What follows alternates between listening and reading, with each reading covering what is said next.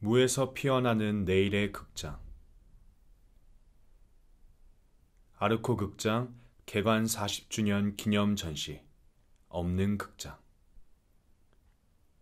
조, 주, 영.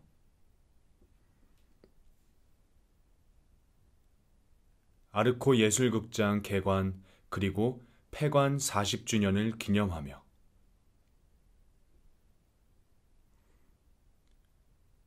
자주 가는 극장을 떠올려 보자. 그리고 그곳의 100년 후를 상상해 보자. 그곳에 여전히 극장은 있는가? 누군가는 자신 있게 그럴 거라며, 누군가는 잘 모르겠다며, 누군가는 대답 대신 고개를 젓는다. 이때 누군가가 제안해 온다. 그렇다면 우리 한번 과감히 극장이 사라진 이유를 상상해 보자. 이 목소리는 비관적이지도 낙관적이지도 않다. 오히려 이 같은 가정이 우리에게 극장이란 공간에 대해 어떠한 색다른 사유와 경험을 가져다 줄지 궁금해하는 목소리에 가깝다. 제안의 출처는 바로 개관 40주년을 맞은 아르코 예술극장이다.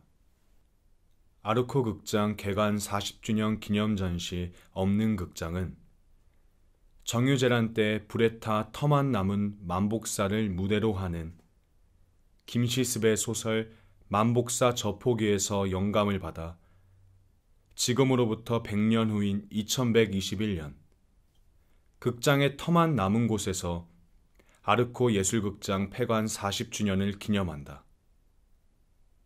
시인, 건축가, 미디어 아티스트, 3명의 극작가, 그리고 6명의 배우와 함께 이들은 오직 이곳 극장에서만 들을 수 있고 느낄 수 있는 이야기와 감정들을 자신이 맡은 설치물과 텍스트에 차곡차곡 담아낸다. 그리고 2121년 관객 참여형 전시를 찾은 관객들은 극장의 잔해 사이를 걸으며 위치 기반 헤드셋에서 들려오는 소리에 귀를 기울인다. 그렇게 서서히 없는 극장은 익숙하면서도 낯선 무언가가 함께 있는 극장으로 변모해 나간다. 극장 이전 그리고 이후의 관객들을 떠올리며 이러한 역설을 강조하듯 극장에 들어서자마자 보이는 것은 상반되는 작품명을 지닌 극장 이전의 극장 반전된 캐노피와 극장 이후의 극장 부유하는 기둥들이다. 전자가 반전된 캐노피인 이유는 아이디어는 외부에서부터 극장 입구로까지 이어지는 통로 위를 덮고 있는 캐노피에서 가져왔지만 이를 밝은 은색의 금속 재질로 바꾸어 로비의 바닥에 거꾸로 설치했기 때문이다. 마치 깊은 수심을 강조하듯 사각판의 기다란 양 세로변에는 얇은 흰 줄들이 천장에까지 매달려 있다. 캐노피 주변을 감싸는 부유하는 기둥들은 속이 채워지지 않은 각각 다른 모양과 높이를 지닌 반투명의 원기둥들로 이루어져 있다. 좋기 3m는 되는 반전된 캐노피 위를 걸어가면 관객의 머리 위로는 알록달록한 꽃물결의 조명이 천장에 비치는데 이는 마치 극장이 생기기 이전 햇빛과 비를 막아줄 캐노피가 존재하지 않는 빈터에 내리쪼이는 햇빛 같다. 반면 반투명 기둥들은 마치 아테네의 유적처럼 극장이 사라진 이후 남게 된 한때는 극장을 떠받들고 있던 기둥들과 닮아 있다. 극장 이전 그리고 이후의 풍경을 둘러보는 동안 헤드셋에서는 극장에서만 들을 수 있는 관객들의 대화가 흘러나온다. 헤드셋 표시가 되어 있는 스팟에 도착하면 음성이 자동으로 재생되는데 관객이 위치한 곳에서 보이는 풍경과 일치하는 오디오는 대화에 더욱 몰입하게 한다.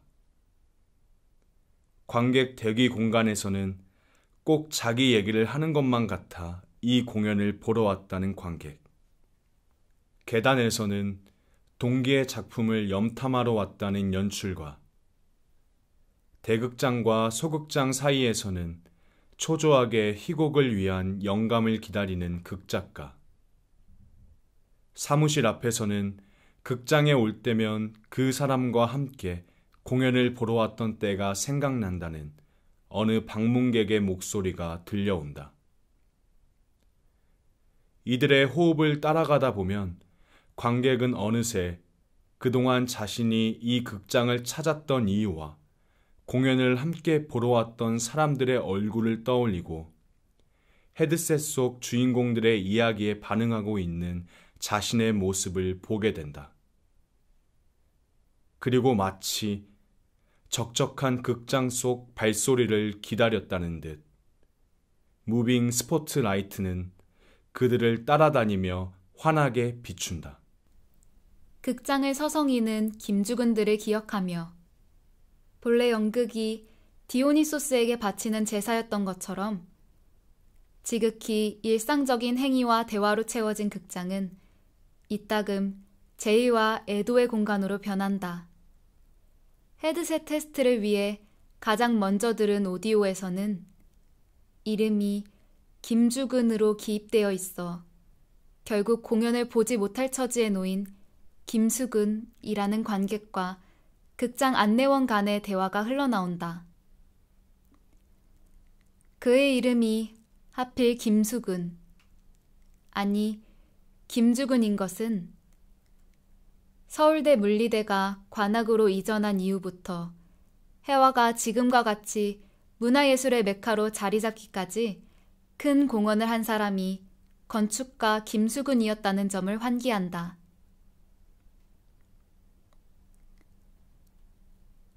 전시 동안 여러 번 아주 짧게 스쳐 지나간 그의 목소리는 사후에도 한국문화예술진흥원 문예회관, 현 아르코 예술극장의 서성이는 지금의 동숭동을 잇게 한 수많은 영혼을 떠올리게 한다.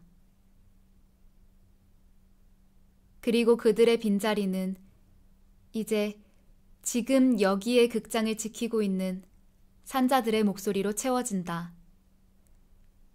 카페 앞에 섰을 땐 아포토시스, 세포자살을 다루는 어린이 과학연극에서 또다시 죽는 연기를 하게 된 배우와 그보다 더 그의 죽음에 대해 염려하는 한 팬 간의 대화를 듣는다. 배우는 아포토시스와 연극의 공통점에 대해 언급하며 만약 우리가 우주의 우주만큼 광활하고 대단한 프로그램 안에서 하나로 연결되어 있다면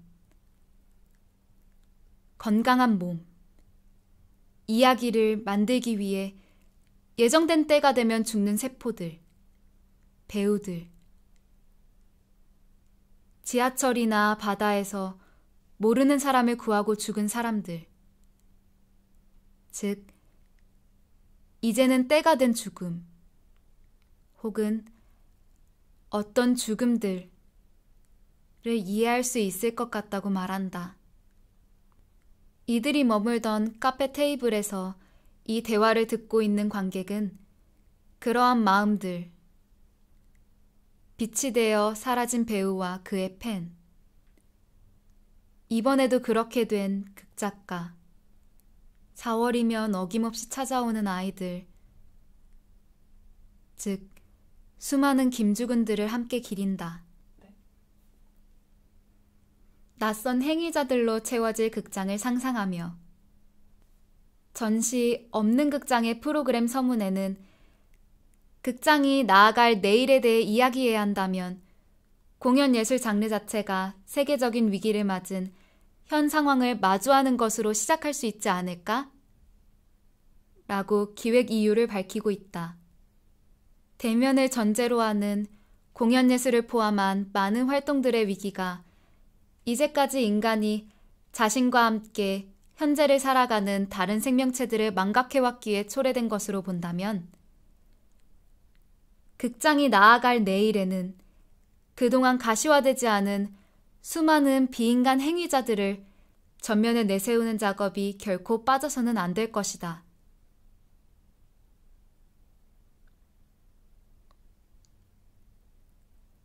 없는 극장은 이러한 낯선 행위자들을 소환하고 있었으며 이는 개인적으로 이번 전시에서 가장 반가운 부분이기도 했다. 2층의 창가에서 관객은 마치 창밖으로 보이는 마로니의 공원 속 행인과 비둘기의 대화를 엿듣는 것처럼 인간과 비둘기의 대화를 듣게 된다. 이는 얼핏 보면 인간에게 이별을 고하는 둘 사이의 로맨스로 보이는데 관점을 달리하면 이는 자신을 우주의 중심으로 두는 인간을 향한 비둘기의 호소처럼 들린다. 비둘기는 이렇게 말한다. 인간에게는 자신이 죽으려고 할 때 비둘기가 머리에 와 앉은 것이 신의 계시였을지 몰라도 자신에게는 하나의 선택이었을 뿐이라고. 또한 사랑한다면 자신을 해방시켜달라고 말한다. 마찬가지로 지하 1층 연습실에서는 자신의 후손인 인간들에게 남긴 홀리 카카로치의 메시지가 들려온다. 맨 마지막에 듣게 되는 이 히든 트랙에서 카카로치는 비록 인간들은 자신을 하나의 소음으로밖에 여기지 않았으나 자신은 구약, 신약, 중생대, 신생대, 흑사병, 코로나, 빙하기, 지구온난화를 지나 현재까지 끈질기게 살아남았으며 앞으로도 자신은 늘 극장지하 벽돌 하나 틈 사이에 있을 것이라고 말한다. 카카로치와 비둘기가 남기고 간 일종의 경고는 인간만이 프로타고니스트로 등장하는 세상이라는 극장은 더 이상 안락한 집이 아닌 지하 1층의 비정형의 문들처럼 침투와 교란이 반복되는 극장 안팎의 생태계를 비추는 자연의 거울로 탈바꿈해야 함을 내포하고 있다. 극장 계단을 걸어서 내려가는 비둘기. 날아서 내려가는 인간의 모습을 묘사하는 지문처럼 스스로를 변태, 진화시키면서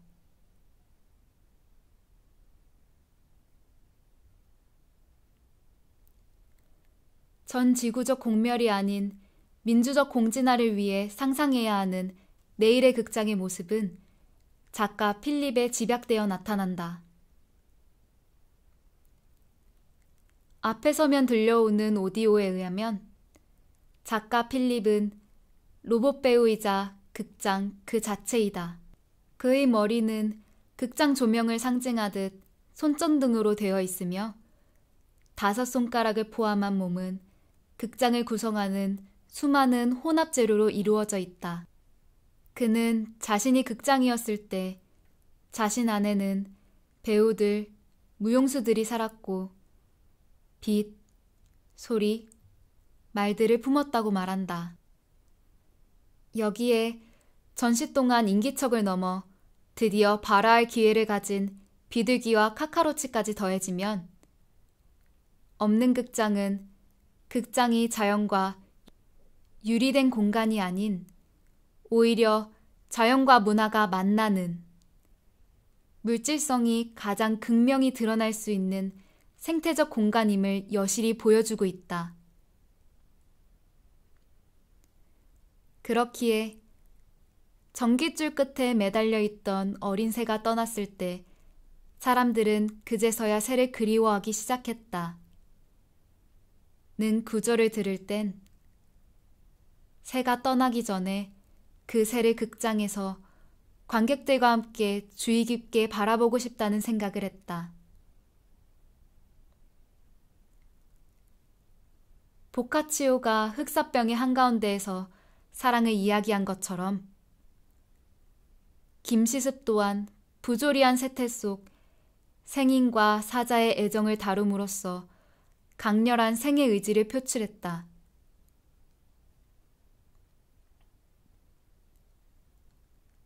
없는 극장을 나설 때쯤엔 이곳을 다녀가지 못한 관객들 또한 두보의 시와 관객의 뒤에서 부르던 소리꾼의 사랑 노래를 부디 오래도록 함께 부를 수 있기를 바라보았다. 두보의 시. 원해 조간 미록류.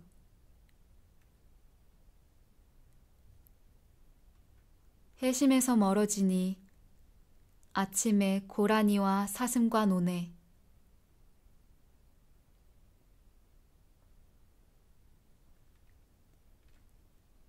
소리꾼의 사랑 노래. 나는 당신의 머나먼 미래이거나 언젠가의 과거였던 사람. 슬픈 눈에 배우여 외로운 사랑은 곧 끝날 테니 극장의 불 밝아오면 사랑한 이들 그대를 기다려 다시 만나 감싸 안고 두려움 없이 사랑하는 그대여, 그대 숨쉬니 나는 숨쉬고 그대 숨으로 나는 숨쉬고. 필자 조, 주, 영. 대학교 2학년 때 우연히 한 연극을 접한 이후 친구들과 연극을 만들고 영미 드라마를 공부하게 되었습니다. 이화 연극에서 연극 잡지를 만들고 있으며 최근에는 생태 미평 및 생태 연극에 관심을 갖고 공부하고 있습니다. 낭독 전혜인. 최준태.